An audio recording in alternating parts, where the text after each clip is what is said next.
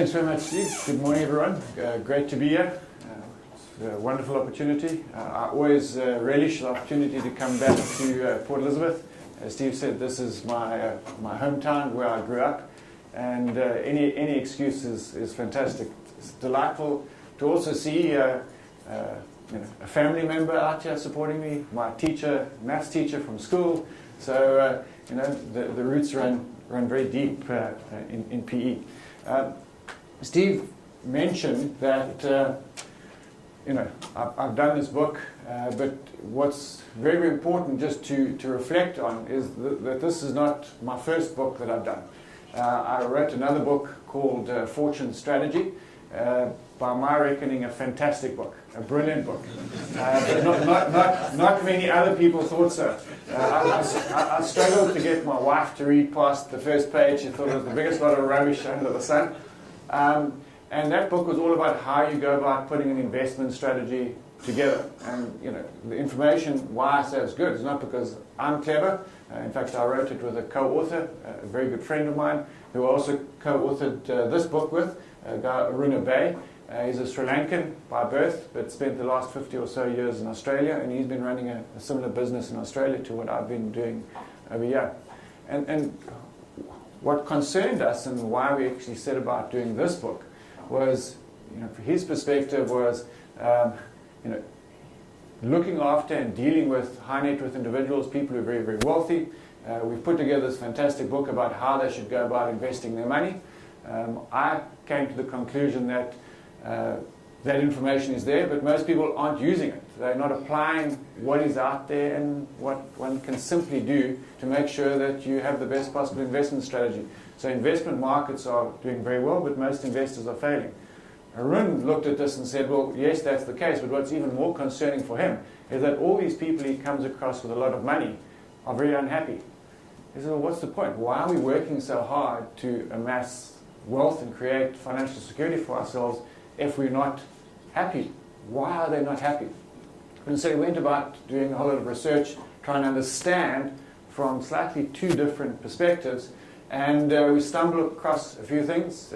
Not much of what we've done is original thinking, I'm afraid to say, so I can't claim any of that, but by connecting a couple of dots which other people hadn't previously connected, we stumbled across a few things and have come across, in my opinion, some really, really interesting things. We then started applying it in our businesses in Australia and over here to great success. And in my opinion, that's probably the key issue here.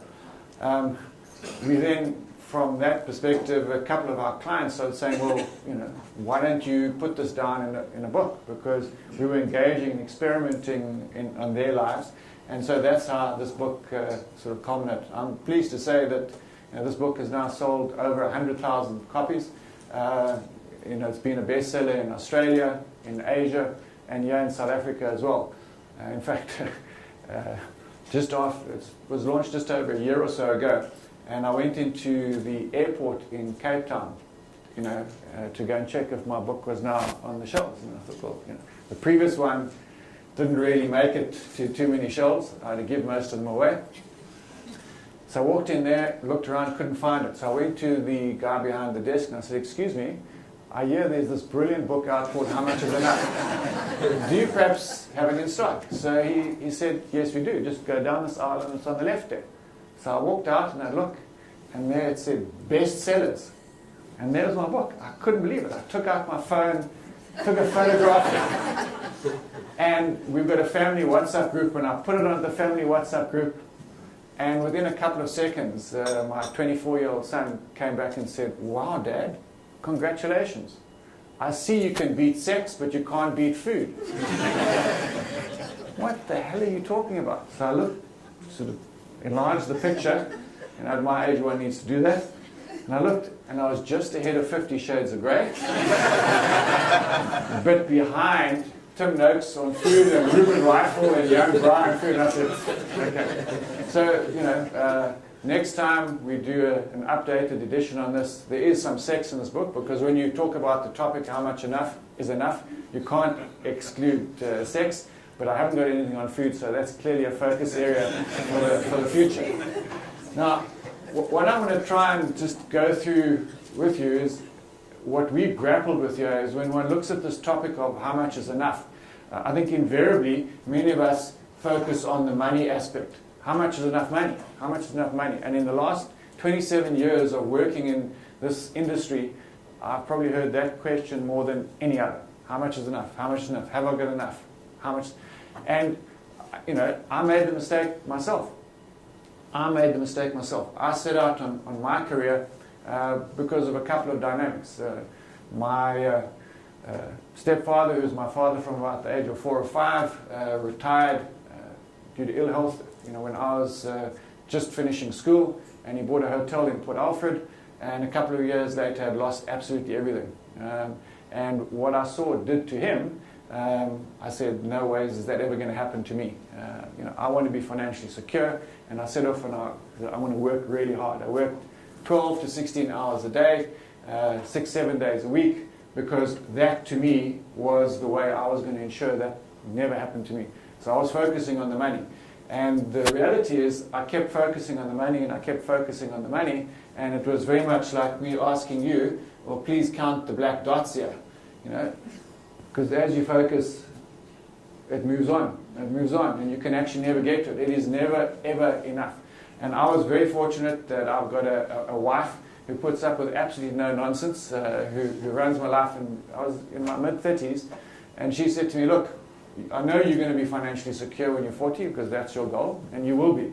But the reality is you're not going to have a wife and you're not going to have kids, because this isn't working for us. Because I was just saying, no, we can't waste money on this, we can't spend there, we can't spend there. And with that started a journey for me, because it was a huge issue. Having come from a divorced family, I didn't want that to happen. And having seen the financial insecurity, I didn't want that to happen. So the two big issues in my life were now sort of juxtaposed there. And for me, a huge challenge.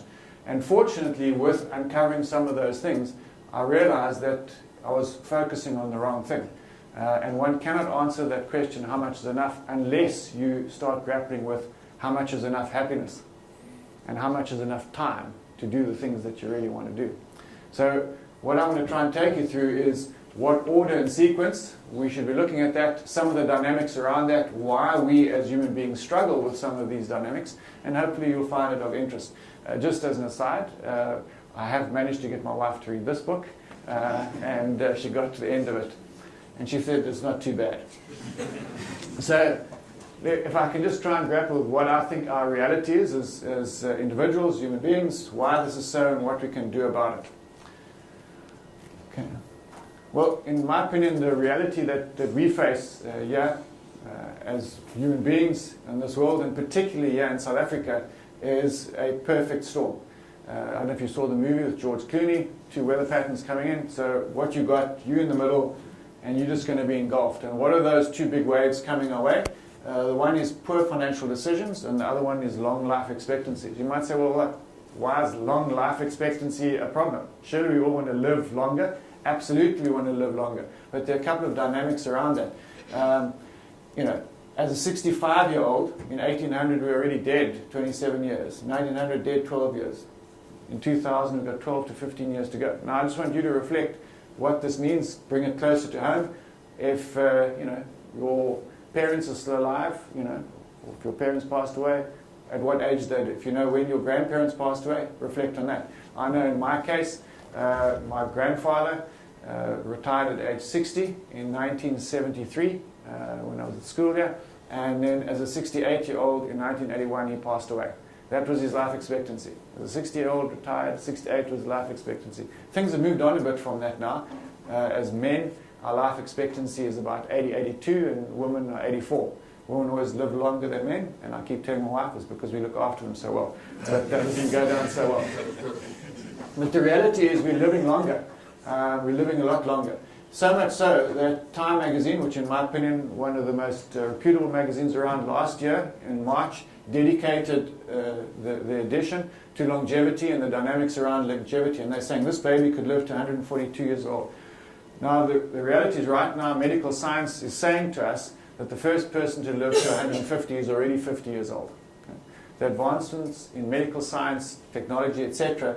are lengthening our lives and improving in most instances, the quality of life. This lady over here is the oldest living person, apart from Methuselah. I'm not sure exactly how old he was, but she was 127 years old. She died some 20 years ago. The oldest living person right now is a lady in New Orleans, 118 years old. Okay. The Queen, every year, if you turn 100 and you're a UK citizen, sends you a birthday card. Congratulations on your 100th birthday. Okay. Any guesses how many birthday cards she sent out in 2014? The 2015 stats aren't out yet. Any guesses how many cards she sent out? 2014. 1,000. 150. Any other guesses? Okay, try 7,519. 7,519. That number has grown by 25%. 25% each year for the last 10 years. Okay? That number is growing exponentially. Exponentially. Okay? So, it's not a theory. It's happening. It's there. Reflect on it. I know I certainly have aspirations of living to 100. To me, so I've just got halfway there, got my half century, and I'm target for 100. There's no reason why we can't and live good, healthy lives on that. Now, this gentleman, Aubrey de Grey, I first came across him sort of 10 years ago. I saw some of his writings, and he was regarded as sort of a lunatic. And by the way, that's not a typing error. This is, we could live to be 1,000 years old. He was lunatic fringe. Last year in March, I spoke at a global leadership conference in Melbourne, and he happened to be there as well. And he is now funded by the Gates Foundation, major medical organizations in the States, and also he is now becoming a lot more mainstream. He says our body is just like a machine, so when the pistons go, you replace the pistons, when the shocks go, you replace the shocks. And he says with nuking basically the cells and replacing them with healthier cells, we're going to live to 1,000. That was his hypothesis. That was his presentation at this global leadership conference. And he says, in his opinion, best case scenario, 6 to 8 years away. Worst case, 10 to 12 years away. That's where we are. So I chatted to him after. I said, but Aubrey, what about the social implications of this? And as a typical scientist, he got all irritated with me and said, well, I'm not a sociologist. If you want to know those, go and speak to a sociologist. I'm telling you medically what can happen. So just a bit of fun. The perspective is we're going to live a hell of a lot longer than we thought. And that has various consequences. What are the financial implications of that? Now, you might say, well, we're managing our finances exceptionally well. The sad reality is, as South Africans, our household debt to disposable income has gone up quite dramatically. We're sitting at just below 80%. Okay?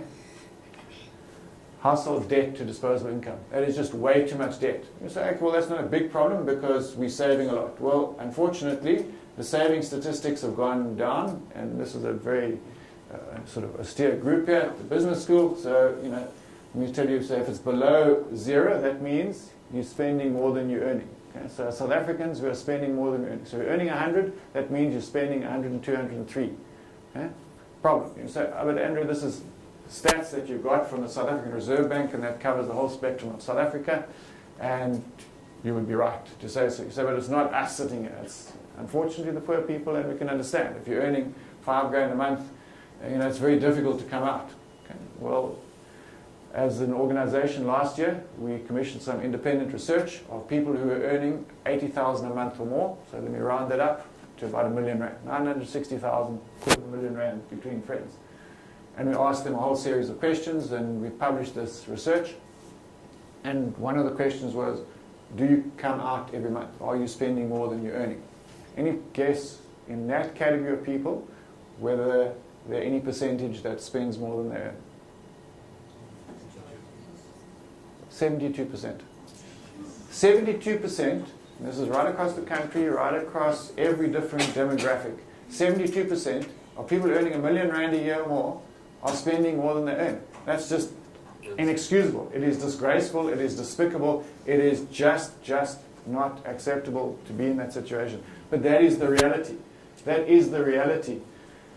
If you're earning 10 grand a month, 5 grand a month, I can understand.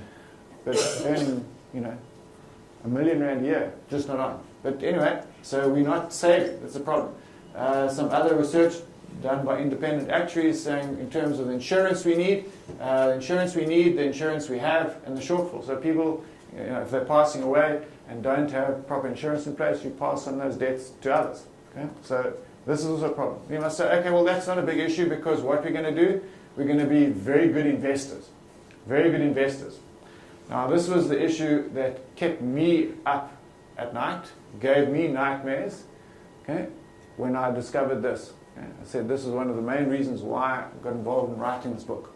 Now, what this is investment markets perform well, but most investors fail. Okay? This is the average fund in America, Australia, and South Africa, average unit trust fund. This research has been going on for the last 17 years. Firms like Dalbar, Morningstar, IFR, and my colleagues at Axis here in South Africa who've done this work. And each year the answer is exactly the same. What happens though is this gap just varies. In most instances, or many instances in America, I've seen this number actually being negative. So what does this actually mean? So surely if you invest in a unit trust fund, and the unit trust fund performs at 8.2, surely you also, as an investor, they get 8.2, right? You should. Okay? So why is this not happening? Why are they not getting 8.2? Is someone being ripped off? Okay. Very simply what happens is that if you invest today, and in 5 years' time, and these stats are taken over 5 years, and they're repeated each and every year, if you invest over the full 5-year period, you will get the exact same return as the fund gets.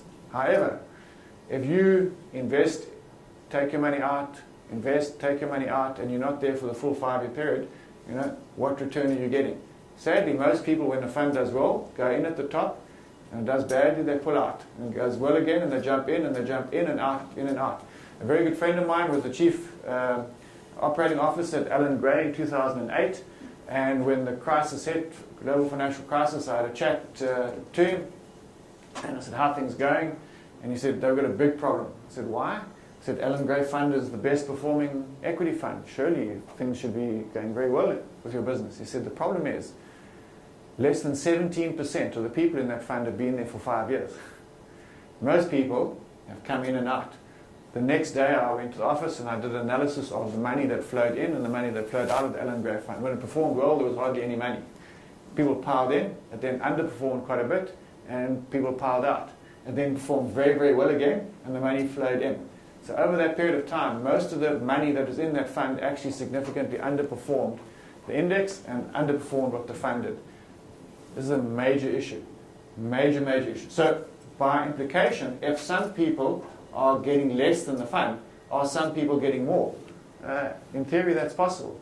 Again, some extensive research that we've done over a number of years indicates that those people who come in and out, if you do get it right by coming in at the bottom and getting out at the top, you will outperform that.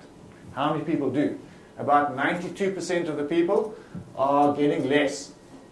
About 5 or 6 are getting pretty much the same, and about 2 or 3% are getting more. So some people do get it right. Okay? Some people do get it right. But the vast majority of us are destroying wealth. Destroying wealth. This for me is a major concern and a major reason why many of us are not achieving our objectives. And so if we can change that, it has a huge impact. Just think of that. That's half the return. Half the return over just 5 years. What happens about 10, 20, 30, 40 years? The impact here is the difference between retiring financially secure or not. Plain and simple. Now, why is this the case? Why is this the case? Well, you add all this together and you've got that perfect storm that I referred to. And here I've just thrown in another stat, just different longevity stats. Now, 1 in 3 people are reaching 96. So, look at the person either side of you. One of you is going to be 96. Okay. Now, the problem is, why is this happening? Now, is it because we don't have enough money? Well, history will tell us that this generation on earth is the wealthiest generation in the history of generation. From an education point of view, we are better educated. We are, there are more financial products. There is absolutely no reason for this. except one. And this is where, as Steve alluded to, something that I'm very, very interested in is the area of behavioral economics, behavioral finance. It all comes down to our behavior and psychology as human beings. Got nothing to do with anything else. It's to do with that. When I studied economics down the road here, it was, if this happens, then that happens. Assuming rational behavior. Now, I'm afraid I've yet to come across that rational person. Now, over the last 20 years or so, the Nobel Prize for Economics has, in most instances, been won for research in behavioral economics. Not economics, behavioral economics. Okay, so how we as human beings behave in those situations. And it's not just 1 and 1 equals 2. It's 1 and 1 equals something else, because we as human beings are doing something else. What is it? So there's a whole lot of studies, and each of these little clouds here is a different field of study, and we could probably spend a day on each of them. In my instance, I find it fascinating because this is the nub and the essence of these dynamics. But just to try and make this a little bit real, let me give you an example. So we all know how to be healthy. Okay? We need to exercise 5 days a week, at least half an hour a day. We need to eat a well-balanced meal, sort of 3 times a day, right? Okay. Anyone dispute that? If you're in Cape Town, that's a yes, Banting. But that's pretty much it. And we do that every day, right? We exercise every day for half an hour. We eat the right stuff. We don't have too much sugar. Don't have too much salt. Don't have any alcohol. No nicotine. We know that, eh? We do it. Why not? Because it's difficult. Why? It's difficult. And it's because of some hard wiring in our brain. So why are things the way they are? Well, our bodies and our brains have been hardwired to do that. For generations and generations, things happen. How do we survive? As human beings, we are geared to survive. Everything about us is geared to survive. And so, when we were running around the savannah and we came around a corner and there was a lion, what did we do? Well, what we did depended on what we were told to do by our parents. And where did they get the message from? Well, depended on whether their brother or cousin next to them got eaten. Okay, so those stories get passed on. So our ancestral mind, how we ensure survival, gets passed on. And that is absolutely critical. And that comes down to how we as human beings make decisions. Because if we reflect on it, how we make decisions is, there are 2 parts to our brain that are significantly influenced by this. The first one is what they call the neocortex, or the thinking brain, and the second one, the limbic system, or the feeling brain, or the ancestral brain. Now, I made a huge mistake, and as you see, I make many mistakes, but when you've been married for 27 years, you get constantly reminded of that. So I know that. I told my wife that I was a superior being to her because I was more logical, more rational, and I thought through, and therefore I made better decisions. Descartes said, we think, therefore we are. Unfortunately, we've now discovered that most, or in fact our decisions and how we make decisions, we don't make it logically and rationally first and then say, well, what's our gut feel about that? Does that make sense? Instinct at the back here makes the initial first decision. We then send it to the front to logically rationalize, does that make sense? Is that correct? So it comes from here. So again, I had to humbly apologize to my wife that she was the superior being, because she's all about feel, emotion, very, very in tune with that. So that's how we make decisions. And that's what, it's critical for our survival. So if you drive out there and a car comes sort of careering in front of you, you don't say, okay, let me think about this, your gut feel, your instincts take over and do it. It's critical for our survival. So when it comes to applying that in an investment space, what are our critical instincts when it comes to investing? What is our critical instinct when it comes to creating and building wealth?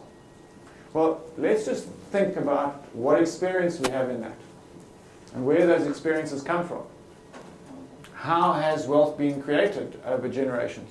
Well, until a couple of hundred years ago, How did you do that? Well, you either owned land and you were landed gentry, or you were a peasant. And it was virtually impossible to come from a peasant to landed gentry.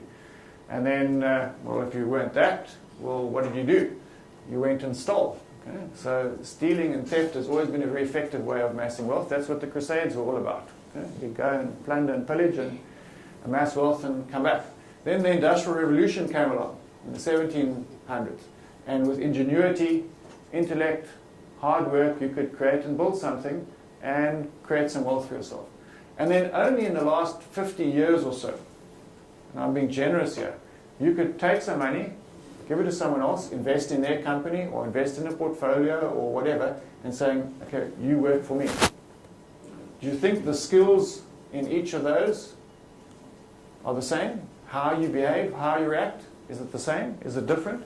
Well, it is massively different, and I'll try and indicate to you why that is the case. So instinct and behavior, okay, the fight or flight, okay, in investments, is that the right thing? No, it's not. Okay? No, it's not. So the instinct behavior that we have when it comes to investing is in most cases what makes us do the wrong thing, because it's that makes us do it. In fact, so much so that about 5 or 6 years ago, I had the pleasure of sitting next to the Chancellor of the Nobel Institute that issues the Nobel Prizes. And he said, oh, who are you and what do you do and whatever. We chatted and I told him what I did. And he said, fascinating. He says, this for us is one of the major areas that we're looking for.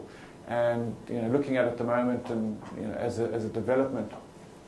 And he then made this comment off the cuff, which I've been fascinated with ever since. He said, you know what? Their assessment is that the human brain hasn't evolved fast enough to deal with investments as yet, because it's just so new, and it's just the complexity and the dynamics around it. Whether he's right or not, I don't know, but to me it was an interesting perspective, very, very interesting perspective. Now, if that's how we make decisions, what does it mean from an investment point of view? Now, I don't think any talk, whenever you talk about money or investments, is ever complete without a quote from Buffett, so I'm going to try and legitimize this one and bring this, my very, very favorite quote from Warren Buffett, who says, to invest successfully over a lifetime doesn't require stratospheric IQ, so okay, that includes me. You don't have unusual business insights or inside information. What is required is a sound intellectual framework for making decisions and the ability to keep emotions from corroding that framework. Sound framework to make decisions, and then make sure your emotions don't corrode that. I've always known Buffett is a genius, but I didn't realize how smart he really was until I saw this quote. Because what he's actually talking about, framework for making decisions, don't allow your emotions to corrode those decisions. The easy part is the framework for making decisions. The tough part is the emotions. That's the tough part. Let me give you an example. You decide to get together this evening with a couple of friends, have a couple of drinks, have a good evening, but you drive there and your sound framework for making a decision says, what's the laws of the road? I can have 2 drinks, have the 2 drinks, and then I'll go home. But you get there, you're having a good time, you're enjoying yourself, and your friends say, well, just another one for the road. How about another one? And you say, no, my sound framework is, for making a decision is 2, and therefore, thank you very much. I'm not going to break my framework, and I'm going to go home. I know you would do that, but I know a lot of other people who might not. It's not easy. It's tough. It is very, very tough, and that's the essence of it. And when it comes to investing, it is even tougher. But here's where we had a major breakthrough in our understanding and dynamics around this, purely by accident. We'd been engaging with a gentleman by the name of Shlomo Benazzi. He's the head of behavioral finance at the University of California in Los Angeles, UCLA. And then by accident, we came across some work that had been done by a gentleman by the name of Martin Seligman on psychology and positive psychology. He's regarded as the father of positive psychology. Have you heard of that? Okay. Now, in essence, Freud said, how do we make people who sort of not adjusted? He created a framework to say, how do we make you fit in and be a bit more normal? And Seligman said, well, hang on, why don't we use the same principles and take people that are there and make them live a happier, more fulfilling, more meaningful life. And so he went and tried to understand what makes people happy, how they can live this more fulfilling, meaningful life. And he then discovered that there were some remarkable correlations. And that's where we engaged with him, tried to unpack that and put him in touch with Shlomo Benazzi, and so we've had a lot of fun. But in all that research, Seligman came across the concept and understanding that there are a group of people that can manage their emotions far better than others. Okay? Do you know people who can manage their emotions better than others? Some people can.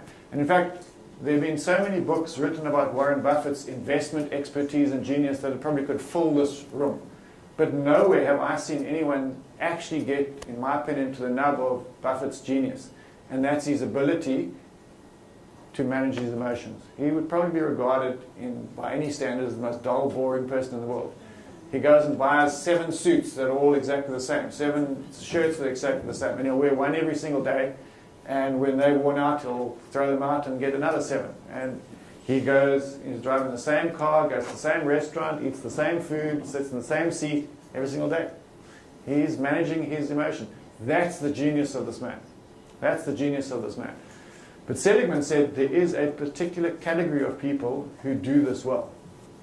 And Buffett happens to fall into that category. Any idea what that category is? I'm afraid that's just blocked out at the top there. That says happy people. Happy people. According to Seligman, happy people can control their emotions better. Happy people can control their behavior better. Have you got any happy friends? This is PE, you're all happy. Okay. That's my last semblance of happiness that I take to living in Cape Town. Okay? PE. Think about it. When you're feeling good, you control your emotions. Happy people control what happens to them and control their behavior far, far better than unhappy people. Unhappy people. So, for us, we then started having a lot of fun. Hang on. Happy people? Really? Really? Let's start looking at this. So we just unpacked very briefly, and I'll just tell you, according to Seligman, what is happiness and what this potentially means for us. Well, he says that there are 3 layers to our happiness. First, you need to live a pleasant, good life, and that means you must have a nice car, nice food, clothes on your back, roof over your head. But the problem is, you need to have the savoring and mindfulness skills, to actually appreciate that. Because if I've got this jacket, and I say, well, this is a nice jacket, serve purpose. And I see Prof. Steve, and I say, look at that jacket. I have to have that. And I see Prof. Croswell. Look at that. I have to have that one. And that's the problem. We don't appreciate what we have, and we have to have the more. We have to have the savoring and mindful skills to appreciate that. Otherwise, it becomes dangerous. It becomes dangerous. The second thing is we need to live an engaging life. We need to understand what our signature strengths are. And if you go onto University of Pennsylvania website, and there's a reference to it in the book as well, you can go there and work out what your signature strengths are. The way I just prefer to define it is, what do you do where you get lost in time? Sometimes you do things, it's already so long. Now, for one of the problems that you've got this morning is one of the things I do is love hearing the sound of my own voice and talking to you, so I'll just keep going. So the reality is, understand what it is and then try and craft that into work and what you do. My father-in-law built roads, and he always said to me, I never worked a day in my life. Never worked a day. I loved what I did. And unfortunately for him, he was killed in a motor car accident as a 76-year-old while he was on site. And he probably would still be doing it. He did it not because he needed the money. He did it because he loved what he did. And I've been very fortunate to find what I really love doing. And I've made some huge mistakes in this with my kids. So as my daughter, she loves drawing and being artistic and creative, and I told her, no, you've got to go and do a proper education. As you heard, I spent 13 years after school studying, 12 at school, 13 after, because I think that's important, get a proper education. So I was trying to push my daughter down that line. And she was at UCT, she finished her social science degree last year, but fortunately along the way I said to her, I'm sorry, I've made a big mistake here. We sat down, chat about it. What do you really like doing? because you're doing the degree and you're passing and you're doing fine, but this is not who you are. This is not what you want to do. I know that. I'm sorry. I forced you in this direction. And she wanted to be an artist, but in sitting down that she understood that, yeah, she loved drawing and that, but that wasn't going to enable her to live the life she wanted to live. But could she still use her skills and her passions to do that? And now she's worked out that what she really wants to do is interior architecture, where she can be design, creative, really enjoy that. And so that's what she's going to be studying now. So the key things for us is understanding this and recrafting it, not just half an hour a day as a pastime, but if we can build that into our work, into our lives. And I think what we can do for our kids, the best thing we can do is enable them to live an engaging life and do the things that they really enjoy, and try and turn it into a career. But then he says the ultimate form of happiness is actually living a meaningful life, giving of ourselves to others. And Oprah Winfrey, who we quote in the book, told us that the most fulfilling thing she's ever done is starting that school up in Gauteng. She says that she has done something for others. And if you think of any situation, if I ask you if you go to the sort of homeless shelter today and you go and serve some lunch there, how will that make you feel? So no, but for the people who are homeless, they'll be very happy. The reality is that if I then ask you afterwards, how do you feel? You say, actually, I feel good about myself. And this evening you'll feel even better, and tomorrow even better. And in a month's time, you'll still be glowing about what you've done. The reality is when we do things for other people, it is of significant benefit for us. The Bible, there are a number of quotes, Dalai Lama mentions a whole lot of things about that as well. And if you look at Viktor Frankl in Man in His Search for Meaning, he was in the concentration camps in the Second World War. He said those who had a purpose and a meaning and gave of themselves to others are the ones that survived. Those who didn't perished. Okay? So, from the best to the worst, the ultimate thing according to Seligman, is these are the three layers of our lives that will give us the ultimate form of happiness and the most fulfilling and meaningful life. Because if we don't understand this, we then make the same mistake that I made. I thought, okay, I'll work damn hard, I'll sacrifice, I'll do all these terrible, won't take my wife out to dinner. I said, well, you cook better, so why bother? We won't go and waste money going away, because we've got a nice home. Why should we do that? Because I was chasing the money to get to the money. The reality is, in America, and that's where a lot of the stats come from because it's all freely available, is that while income levels have gone up dramatically, happiness has not over the last 60 years. So in every piece of research that we've done, people say, well, when I've got money, I'll be happy. When I've got money, I'll be happy. The reality is money does not bring happiness. Those that also think that, if they get married, that'll bring happiness. It does for a while until you get married and then things drop off. In fact, when I did this talk in that Global Leadership Conference in Melbourne last year, one woman stood up and she said, I just want, on a point of order, she gave me a long involved story, but I've been married for 5 years and I am delighted. I'm so delighted. I'm so happy. I said, oh, fantastic. Because I never met someone above the curve, so statistically someone has to be above the curve if there are a lot of people below the curve. But the reality is, for a whole lot of dynamics, that's it. My wife says, after 5 years, until there it was hell. And then, once she understood the problem she had, then it was a lot easier. But the other thing is that comparisons don't make us happy either.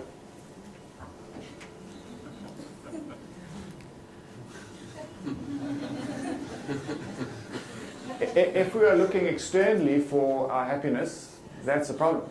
Happiness is internal. Because looking externally creates the problem of materialism. Now, unfortunately, right now, the biggest selling drugs in the world are tranquilizers, sleeping pills, antidepressants for stress and hypertension, and all the research we're looking at and seeing at the moment is a large proportion of that is coming from materialism. A very, very large proportion of that is coming from materialism. The US Food and Drug Association last year in June published stats from the States, again, is that 1 in 5, 20% of Americans over the age of 18 are taking a mood-altering drug on a daily basis. Now, a lot of people need to take mood-altering drugs because of certain sort of medical dispositions, but 1 in 5 every single day. That means if you take every second day, you're not in that state. If I speak to my wife in terms of her friends and the people she interacts with, she says that every single person she knows is taking one of these for tension, stress, or whatever, and ultimately it comes down to materialism. Materialism is a huge problem because the issue here is we're having external frames of reference, not internal. And we're trying to keep up with the Joneses. Okay, the problem is trying to keep up with the Joneses. We have to stop that. And some fascinating research came from Harvard Business School last year about how we actually deal with it. So I think there are many ways on how we try and deal with it, but I thought this was quite an interesting one. Because the reality about the Joneses, we see the house, we see the car, we see the overseas holidays, whatever they may be, but we don't know about the debt. And the reality is the Joneses are seriously, seriously in debt. But how do we deal with it? So that's their issue. And this work from Harvard Business School indicated that there are 3 steps to doing this, 3 components. One is we have to establish our own values and priorities, ignore the noise, and surround ourselves with positive influences. What are those? How do we establish our own values and priorities? We've got to look inward. We've got to ignore the noise, the should-bes, the right answers. We've got to be honest with ourselves. And I think we have to answer those 4 questions. What really matters to you? What makes you happy? What makes you feel secure in your finances and your situation? What expenses or things do you enjoy most? Because remember, if you're investing for the future, it's just deferred spending. You either spend now or you put money away to spend in future. So where and how do you want to spend your money? If you're spending it on the wrong things, then you've got a problem. Now, I've again made many mistakes in this. What irritates me beyond description is wastage. Wastage. So if lights are left on, it freaks me out. It freaks me out. It freaks me out. And I'd say to my kids, you're wasting money, we can't afford this. And they're like, oh, Dad, you're right, of course we can afford it. Then I'd say, well, you're destroying the ozone.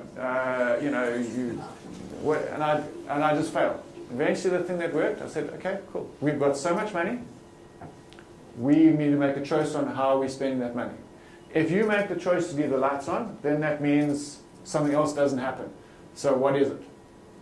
And the thing that I found worked very well, I said, so that means, for every day or so you leave the lights on, that means it's a day less of holiday. So 2 years ago I made the calculation. I said, okay guys, I'm sorry, 2 days less of holiday. So did I want to come home early? No, I didn't. But I had to make a principled point of saying, there we go. You've now spent the money for 2 days of holiday. So I said, it's all our choice. We can choose how we spend our money, but bear in mind there's only so much of it. And if you choose to leave the lights on, you choose to waste things, you choose to lose your school blazer or whatever it is, that's fine. Then something else goes. So it's not me fighting with him about that anymore. I said, that's fine. So you've now made a choice not, to get this and not to get that. But at our level, we need to go and work through that, what we enjoy. Because we're working hard. We want to spend money, but make sure it's on the things we really enjoy. So set out your spending priorities and do a plan for your money. Do a plan for your money. How do you want to spend your money? And then evaluate everything against this. Not what your neighbors do or not what anyone else does. Evaluate against this. That's your plan. That's what's going to make you happy and what's important for you. This is the way I like to go about it. And I say, well, what's really important for you? Okay, and you've got that down. And that's why, in my opinion, you can't have this conversation until you've looked inward and thought about yourself. So what's important to you? Then, what happens if inflation is high? So does that change things? What happens if there's significant deflation? Like right now in Switzerland. If you take 100 Swiss francs to the bank and you say, look after it, they say, fantastic. In a year's time, you come back and they say, here's 99 Swiss francs, thanks for coming. What are you talking about? Well, because it's only worth 98, so you got 99 because of deflation at 2%. That's deflation. And have we had it in South Africa? Yes. In the last 115 years, there have been 6 years where we've had deflation. So it happens, does. So what happens in high growth? What happens in low growth? You've got to look at these scenarios and what impact that will have on you. Then you've got to look at strategies. What's my cash flow requirements, medium term, long term, and any legacies I want to leave. So you've got to just have these conversations, think about it, talk And doing it on your own is difficult. Doing it as a family is really, really difficult. Trust me, I know. Okay? My family's frame of reference to mine is very different. I struggle and challenge with that because my backgrounds, my experiences with money, my experiences with life are certainly very different to my kids and my wife's as well. So you then have to plot that out and say, well, if I've got so much money, well, what happens if things go well? When's my money going to run out? What if things go badly? If things go well, what does that mean? What do I have to cut out? What extra things can I do? And you've got to just do these scenarios and have a look at it because that's your plan and you're doing it. You're not living according to someone else's standards. But for those of you that are interested and you feel that you wanted to get the answer to how much is enough, I could tell you the answer is 20 times. So if your annual income requirements, and just for simple terms, is you need 100,000 a year to live off, that means you multiply that by 20, you need 2 million. If you need $1 million a year to live off, then you multiply that by 20, you'll have to have 20 million. Now if you have more than that and you invest it properly, you'll be okay. If you have less than that, that means at some point your money may run out. So if you're a 74-year-old, you only think you've got 10, 12 years to live, then you don't need 20 times. But if you want to have a sustainable amount going forward, you need 20 times. Another way of putting it is never live off more than 5% of your investments. And that's your investment. Your home doesn't count as an investment. It's a lifestyle asset. It's what you live in. Your boat and your car and whatever else you have isn't an investment. These are investments. Never live off 5%. Because the reality is markets go up and down, things happen, and you're putting your capital at risk if you're living with more than 5% of your assets. So that's the magic formula if you want to know how much is enough. But hopefully I've given you a perspective here of saying, well, if you start with saying what's the number, that assumes a whole lot of things. It assumes that you're happy with the life you're living. It assumes you're not going to change your lifestyle. If you're going to cut back your lifestyle, well, then that's great. When you're going to cut back. If you now see what the Joneses are doing and you want to increase your lifestyle, well, guess what? Just increase the number. So you have to bear this in mind. So that's the critical thing. The second thing is that Harvard Business School said we need to ignore the noise. So commercials, Facebook, social media all encourage us to compare ourselves to others. Okay? Comparing ourselves to others is dangerous. Don't measure according to what you see in them and what you think is normal. You lose sight of your values and priorities. Compare yourself to you. Measure where you've come from and your progress and do a 5-year plan. If you want to, things are getting a bit better now. On the 31st of December, if you come into our home, you'll see at 7 o'clock, which is where we sit down for dinner every night as a family. On the 31st of December, we'll sit down and we'll say, there'll be an envelope and we'll open that and we'll say, okay, now read what you wrote a year ago. What was concerning me? What was about and what do I want to achieve in this next year? Have you done it? Have you done it? And don't say I want to go to the moon. So we'll do things that are within your control. So I want to be selected for this team. That's not within your control. What you can do is saying, this is what I want to do. This is how fast I want to run, or this is the work I want to do, or the degree I want to do, what it is that you're in control of. And then we have the conversation and everyone writes down for the following year. Now when I started this process, it didn't go very well. And there was lots of arguing and fighting, and I eventually said, you will do it, and I forced them to do it. And having done it for 2 or 3 years, they see the benefit of it from their perspective. Because they're saying, well, hang on, look at the massive progress I made. Look at what I'm achieving. And sometimes you lose perspective of it. And I'm, every single year, shocked and surprised at what perplexed me a year ago. Shocked and surprised what perplexed me a year ago. I was like, really? Do me a favor. And I'm shocked and surprised about how much I've actually done significantly more than I ever thought I could or I wanted. And those are important perspectives, because when we lose that perspective, we look at the person next door and we don't know their story. We do not know that. And we all need to work harder to be better in 5 years' time. So this is where I am. How do I get better? Ignore the people next to you. And then finally, they say, surround yourself with people who are positive influences.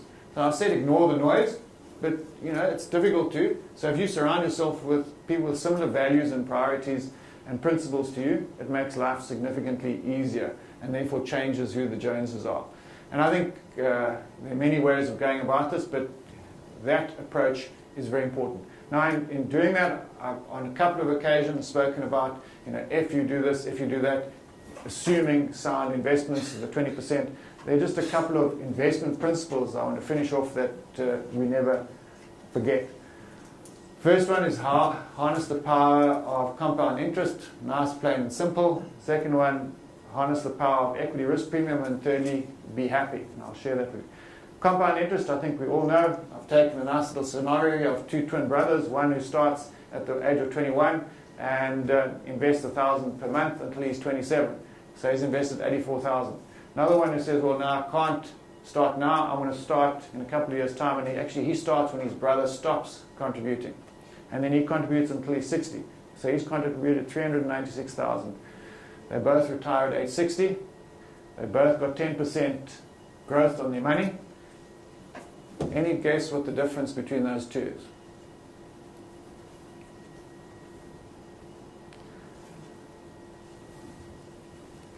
Perplexing. How is that possible? Well, this person invested for 7 years. He had then, 84,000. And so he just got growth on 84,000 for the next, 33 years. And this person invested month after month after month. It's simple maths. This is simple maths. This is compound interest.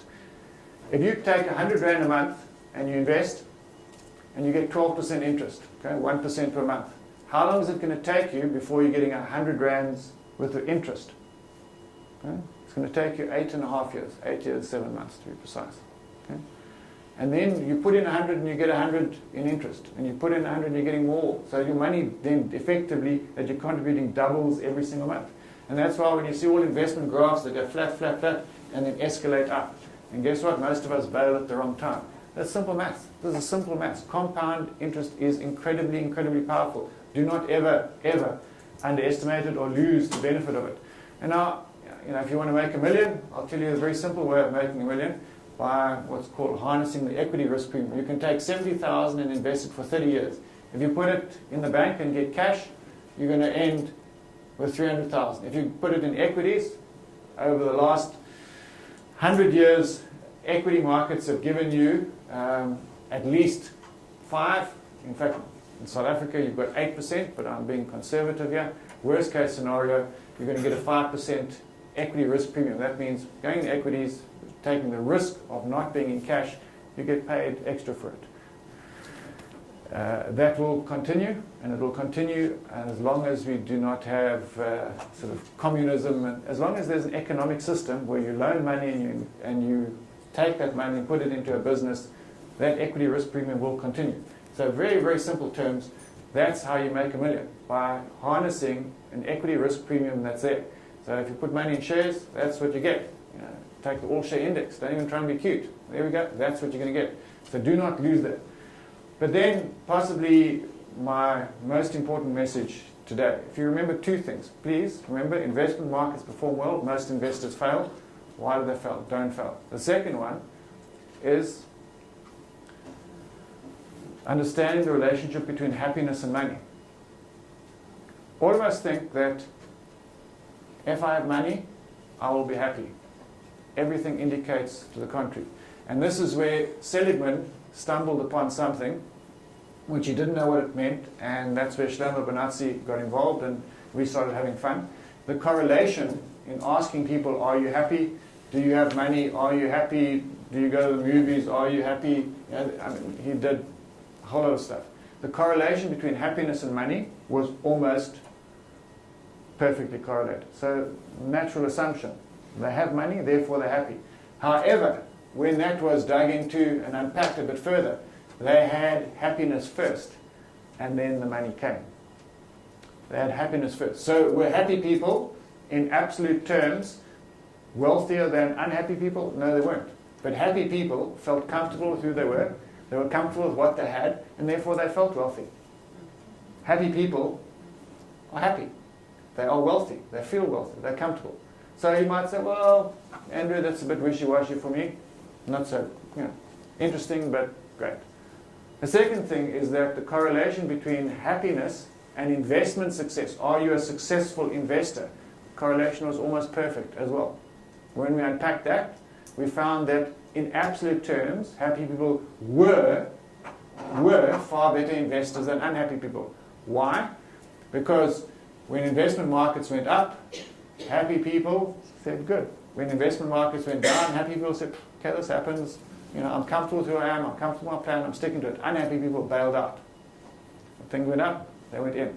So that issue of investment markets performing well and most investors failing, were unhappy people who were failing. They were trying to chase the market and they were destroying wealth. Happier people were comfortable with what they were doing, didn't try and chase what their neighbors were doing, and this is where the fight or flight issue comes in. When everyone else runs when they see the lion, it's safer to run with them. Absolutely. When it comes to investment markets and all the people are panicking and running, is it safer to run with them? No, it's not. No, it's not. So therefore, and this is where we started having fun with a whole bunch of clients, we said, this is the research that we've come across. Could we start speaking to you about your happiness? And some clients thought we'd lost the plot and chased us away. Others said, well, interesting, let's explore this. And over the period of time, we explored that, and we found, we verified what the research had been indicated. And so we have embarked on a journey with my business before Old Mutual acquired it to try and make sure we focus on clients being happy. So happiness is a critical component of wealth generation.